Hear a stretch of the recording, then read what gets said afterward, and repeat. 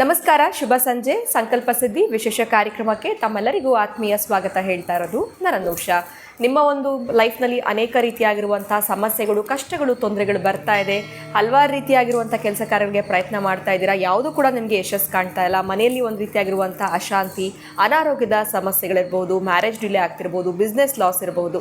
ಈ ಎಲ್ಲ ಒಂದು ಸಮಸ್ಯೆಗೆ ನಿಮಗೆ ಪರಿಹಾರ ಬೇಕು ಅಂತಂದರೆ ಭಕ್ತಿಯಿಂದ, ಶ್ರದ್ಧೆಯಿಂದ ನೀವು ಅಕ್ಷಯ ವೃಕ್ಷವನ್ನು ನಿಮ್ಮ ಮನೆಗೆ ಬರ್ಮಾಡ್ಕೊಳ್ಳಿ. ಖಂಡಿತವಾಗ್ಲೂ ಈ ತೊಂದರೆಗಳಿಂದ ನೀವು ಹೊರಗಡೆ ಬರ್ತೀರಾ. ಇನ್ನು ಕಾರ್ಯಕ್ರಮದಲ್ಲಿ ನಿಮ್ಮೆಲ್ಲರ ನೆಚ್ಚಿನ ಅಚ್ಚುಮೆಚ್ಚಿನ ಗುರುಗಳಾಗಿರುವಂಥ ಸ್ಪಿರಿಚುವಲ್ ಗುರು ಡಾಕ್ಟರ್ ವಿಷ್ಣುದತ್ತ ಗುರುಜಿಯವರಿದ್ದಾರೆ. ಬನ್ನಿ ಗುರುಜಿಯವರನ್ನ ಕಾರ್ಯಕ್ರಮಕ್ಕೆ ಬರ್ಮಾಡ್ಕೊಳ್ಳೋಣ. ನಮಸ್ತೆ ಗುರುಗಳೇ, ಕಾರ್ಯಕ್ರಮಕ್ಕೆ ಭಕ್ತಿಯ ಸ್ವಾಗತ. ಇವತ್ತಿನ ಪ್ರಶ್ನೆ ಏನು ಅಂತಂದ್ರೆ, ಪ್ರತಿಯೊಬ್ಬ ಮನುಷ್ಯನಲ್ಲೂ ಕೂಡ ಈ ಒಂದು ದೈವ ಶಕ್ತಿ ಅನ್ನೋದು ಇರುತ್ತೆ ಅನ್ನೋದನ್ನ ನಾವು ಕೇಳ್ಪಟ್ಟಿದೀವಿ. ಈ ದೈವ ಶಕ್ತಿ ಖಂಡಿತವಾಗ್ಲೂ ಪ್ರತಿಯೊಬ್ಬರು ಮನುಷ್ಯರಲ್ಲೂ ಕೂಡ ಇರುತ್ತಾ? ಅದನ್ನ ಹೇಗೆ ನಾವು ಕಂಡುಹಿಡ್ಕೊಳ್ಳುವಂಥದ್ದು, ಇದ್ರ ಬಗ್ಗೆ ತಿಳಿಸ್ಕೊಡಿ ಗುರುಗಳೇ. ಓಂ ವಿಶ್ವಸ್ಮೈ ನಮಃ. ಪ್ರೀತಿಯ ಬಂಧುಗಳೇ, ನಿಮ್ಮೆಲ್ಲರಿಗೂ ಕೂಡ ವಿಶೇಷವಾಗಿರೋ ದೈವಶಕ್ತಿ ಲಭಿಸಲಿ. ಅಂದರೆ ನಿಮ್ಮಲ್ಲಿ ಆಲ್ರೆಡಿ ದೈವಶಕ್ತಿ ಇದೆ, ಸ್ವಲ್ಪ ವಿಶೇಷ ಆ್ಯಡ್ ಮಾಡ್ಕೊಳ್ಳೋದು ಹೇಗೆ ಅಂತಂದರೆ, ನೀವು ಕೇಳಿದ ಪ್ರಶ್ನೆ ಬಹಳ ಅತ್ಯಂತ ಅಭಿರುಚಿ ಉಳ್ಳಂಥದ್ದು.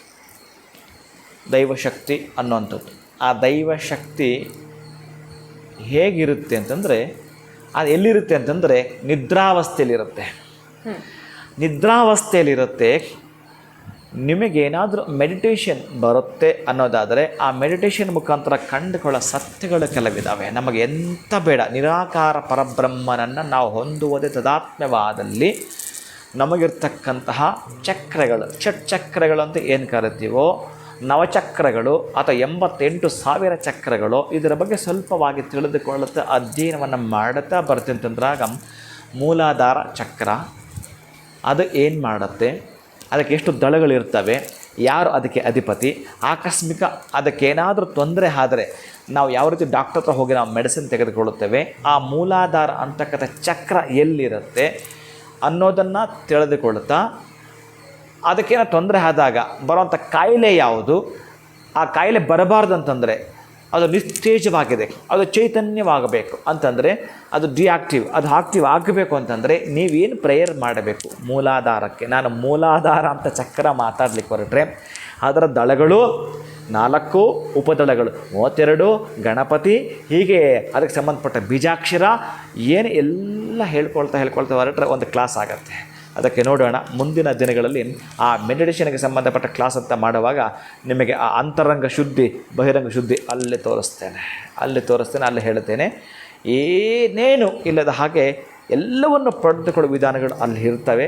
ಬಹುಶಃ ಅಲ್ಲೊಂದಷ್ಟು ಜನ ಒಂದು ಸೆಮಿನಾರ್ ಅಥವಾ ಒಂದು ಶಿಬಿರ ಅಂತ ಮಾಡಿದಾಗಲೇ ಸಾಧ್ಯ ಆಗುತ್ತೆ. ಈಗ ನಾನು ಏನೋ ಹೇಳ್ತಾ 10 ನಿಮಿಷ ಎಲ್ಲ ಮುಗಿಸ್ಲಿಕ್ಕೆ ಕಷ್ಟವಾಗುತ್ತೆ. ಬಹುಶಃ ನಾನು 1 ತಾಸಾದರೂ ಈ ಒಂದು ಮೂಲಾಧಾರ ಚಕ್ರದ ಬಗ್ಗೆ ತಿಳಿಸ್ಕೊಟ್ಟಾಗ ಅರ್ಥ ಆಗುತ್ತೆ. ಆಮೇಲೆ ಉದಾಹರಣೆ ಕೊಡ್ತಾ ಬರ್ತೀನಿ. ನನಗೆ ಒಂದು 10 ಜಾತಕ ಇಟ್ಕೊಂಡು ಯಾರಿಗೆ ಈ ಕಾಯಿಲೆ ಬಂದಿದೆ, ಅವ್ರಿಗೆ ಆ ಗ್ರಹ ಏನು ಮತ್ತು ಈ ಕಾಂಬಿನೇಷನ್ ಇವರಿಗೆ ಎಲ್ಲಿರ್ತಕ್ಕಂತಹದ್ದು, ಆ ಒಂದು ಗುದದ್ವಾರದ ಪಕ್ಕದಲ್ಲಿ ಇರ್ತಕ್ಕಂಥದ್ದು ಏನು ಆ ಚಕ್ರ ಇದೆ, ಏನು ಕೆಲಸ ಮಾಡ್ತಾ ಇದೆ, ಯಾಕೆ ಅವ್ರಿಗೆ ಫೈಲ್ಸ್ ಬಂದಿದೆ, ಆಮೇಲೆ ಗ್ರಹಗಳು ಏನು ಅದಕ್ಕೆ ಇಂಡಿಕೇಷನ್ ಕೊಡೋದು, ಇದನ್ನು ನಾನು ತೋರಿಸ್ತಾ ಬರ್ತೀನಿ. ಇತ್ತು ನಿಮಗೆ ಆ ಫೈಲ್ ಕೈಲಿ ಹಿಡ್ಕೊಂಡು ಆವಾಗ ಅರ್ಥ ಆಗುತ್ತೆ ಮೂಲಾಧಾರ. ಇನ್ನು ಸ್ವಾಧಿಷ್ಠಾನ ಅದು ಎಲ್ಲಿದೆ, ಸ್ವಾಧಿಷ್ಠಾನ ಚಕ್ರ. ಅದಕ್ಕೆ ನೋಡು, ಮನುಷ್ಯನ ದೇಹದಲ್ಲಿರೋ ಚಕ್ರಗಳು ಒಂದು ದೇವಸ್ಥಾನಕ್ಕೂ ಸಂಬಂಧ ಇದೆ, ಬಹಳ ಸಂಬಂಧ ಇದೆ. ಅದು ಅವಿಚ್ಛಿನ್ನಪ್ರದವಾಗಿರೋ ಸಂಬಂಧ. ಅದು ಮೂಲಾಧಾರ, ಸ್ವಾಧಿಷ್ಠಾನ, ಮಣಿಪೂರಕ, ಅನಾಹತ, ವಿಶುದ್ಧಿ, ಆಜ್ಞಾ, ಸಹಸ್ರಾರ, ಶಿಖಾಚಕ್ರ, ಪಶ್ಚಿಮ ಚಕ್ರ ಅಂತ ಬರುತ್ತೆ.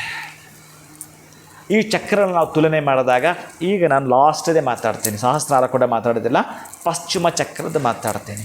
ಆ ಪಶ್ಚಿಮದಲ್ಲಿರ್ತಕ್ಕಂಥ ಚಕ್ರ ಇದೆಯಲ್ಲ, ಅದರ ಬಗ್ಗೆ ಸಂಪೂರ್ಣವಾಗಿ ನಾವು ಮಾಹಿತಿಯನ್ನು ತಿಳಿದುಕೊಂಡಾಗ ಮನೆಯಲ್ಲಿ ಮಕ್ಕಳ ಭವಿಷ್ಯ, ನಿಮ್ಮ ಕೆರಿಯರ್ ಬಗ್ಗೆ, ನಿಮ್ಮ ಜೀವನದ ಉದ್ದೇಶ, ನಿಮ್ಮ ಸೋಲು ಗೆಲುವಿನ ಆಟ, ನಿಮ್ಮ ಮುಂದಿನ ಪಯಣ, ಇಷ್ಟೆಲ್ಲೂ ಕೂಡ ಗೊತ್ತಾಗುತ್ತೆ ನಿಮಗೆ.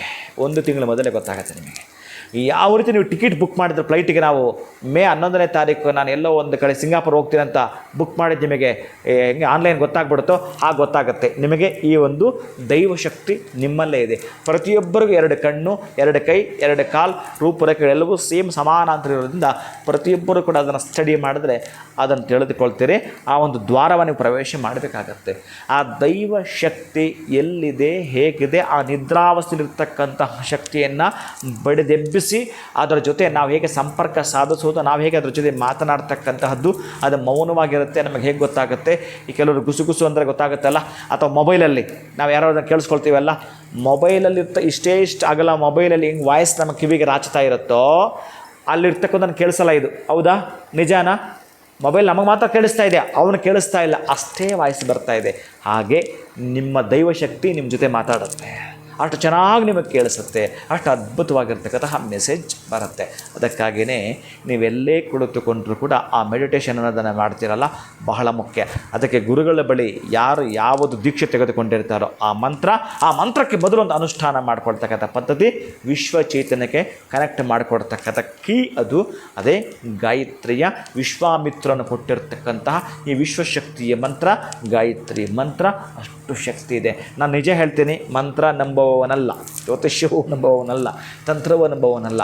ಬಟ್ ನಾನು ಇದ್ದದ್ದು ಹೇಗೋ, ಬಟ್ ನನ್ನನ್ನು ಹಾಗೆ ಮಾಡಿಬಿಡ್ತು. ನಾನು ಯಾವುದನ್ನು ಒಲ್ಲೆ ಅಂತನೋ ನನ್ನ ಭಗವಂತ ಆ ಕಡೆಗೆ ತಿರುಗಿಸ್ಬಿಟ್ಟ. ಬಟ್ ಇದನ್ನು ಮಾಡ್ಕೊಳ್ತಿದ್ದೆ, ಅನುಷ್ಠಾನ ಪೂಜೆ ಮತ್ತು ಎಲ್ಲ ಮಾಡ್ಕೊಳ್ತಿದ್ದೆ.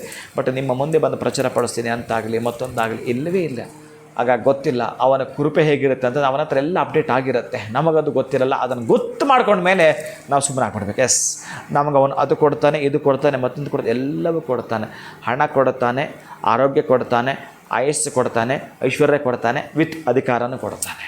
ನಾನು ಹೇಳಿದ ವೇನಲ್ಲಿ ನೀವು ಬರ್ತೀನಿ ಅಂತಂದ್ರೆ ಇವೆಲ್ಲ ಪಡೆದುಕೊಂಡೇ ತೀರ್ತೀರಿ. ಅಂತಹ ದೈವಶಕ್ತಿ ನನ್ನಿಂದ ಅಲ್ಲ, ನಿಮ್ಮಿಂದಲೇ, ನಿಮ್ಮಲ್ಲೇ ಅದಿದೆ. ನಾನು ಪೂರಕ, ನಾನು ನಿಮಿತ್ತ ಮಾತ್ರ. ನಾನು ಎಲ್ಲವೂ ಕೂಡ ನಿಮ್ಮ ಬಳಿಯೇ ಇದೆ. ನಿಮ್ಮಲ್ಲಿರ್ತಕ್ಕ ನಿಮಗೆ ತಿಳಿಸಿಕೊಡ್ತಕ್ಕಂಥ ವಿಧಾನಗಳಿದ್ದಾವೆ. ಅದನ್ನೇ ದೈವಶಕ್ತಿಯ ತಂತ್ರ, ದೈವಶಕ್ತಿಯ ಮಂತ್ರ ರಾಜ ಅಂತ ಒಂದಿದೆಯಪ್ಪ. ಆ ಮಂತ್ರರಾಜನನ್ನು ಹಿಡಿದುಕೊಂಡ್ರೆ ನೀವು ಸಾಧಿಸ್ಬಿಡ್ಬೋದು. ನಿಮ್ಮ ಸಾಧನೆಯ ಆದಿಯಲ್ಲಿ ಯಾವುದೇ ವೇದನೆಗಳು ನೀವು ತರಬಾರ್ದು. ಅಷ್ಟೇ, 1 ತಾಸಪ್ಪ, ಒಂದು ದಿನಕ್ಕೆ 1 ತಾಸು ನೀವು ಬರ್ತೀನಿ ಅಂತಂದರೆ ನಿಮಗೆ ಏನು ಬೇಕೋ ಅದನ್ನು ಪಡೆದುಕೊಂಡೇ ತೀರ್ತೀರಿ ಆ ದೈವಶಕ್ತಿಯ ಬಲದಿಂದ. ಖಂಡಿತ ಗುರುಗಳೇ. ಸೊ ಈ ಒಂದು ದೈವಶಕ್ತಿ ಅನ್ನುವಂಥದ್ದು ಪ್ರತಿಯೊಬ್ಬ ಮನುಷ್ಯನಲ್ಲಿ ಇರೋದನ್ನ ಹೇಗೆ ನಾವು ತಿಳ್ಕೊಳ್ಬೇಕು ಅಂತ ತಿಳಿಸ್ಕೊಟ್ರಿ. ಆ್ಯಂಡ್ ಮುಂದಿನ ದಿನಗಳಲ್ಲಿ ನೀವು ಮೆಡಿಟೇಷನ್ ಕ್ಲಾಸ್ ಮಾಡಿದ್ರೆ ಇನ್ನಷ್ಟು ತಿಳ್ಕೊಳ್ಳೋಕೆ ಕೂಡ ನಮಗೆ ಸಹಾಯ ಆಗುತ್ತೆ. ಬಹಳ ಧನ್ಯವಾದಗಳು ತಮಗೆ. ನಮಸ್ಕಾರ. ಹರೇ ಶ್ರೀನಿವಾಸ.